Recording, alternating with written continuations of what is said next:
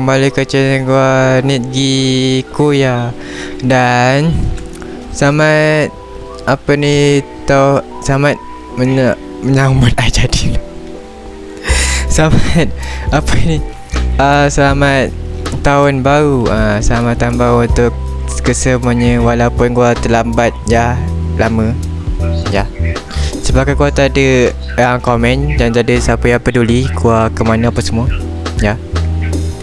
Okay, dan mengapa video semula tu biasa je. Okay, jangan lupa like, komen dan juga subscribe. Jaga siap subscribe, jangan tak subscribe tu. Okay, dan gua nak promote, bukan gua tapi ada satu lagi tu nak promote gitu. Okay, persilakan suaranya.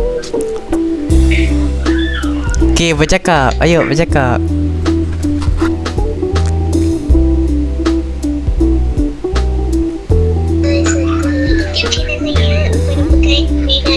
So korang kalau nak tengok tutorial ataupun berserta nak tengok cara-cara membuat net art, boleh tengok channel saya ya. Nama dia Rina Net Art.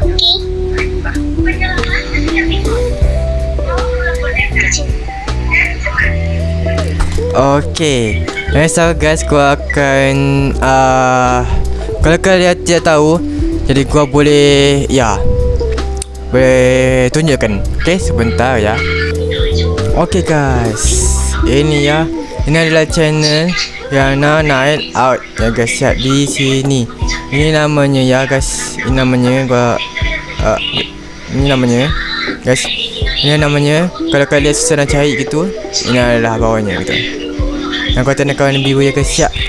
Okay, nanti gua akan zoom, jadi jangan risau. Jadi kalau kalian nampak, jadi gua akan zoom gitu. Okay. Okay.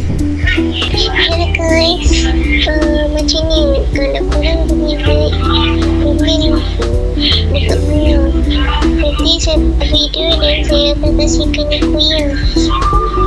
Dan korang tengok ni Kuya post video, dan jangan lupa subscribe channel ni Kuya.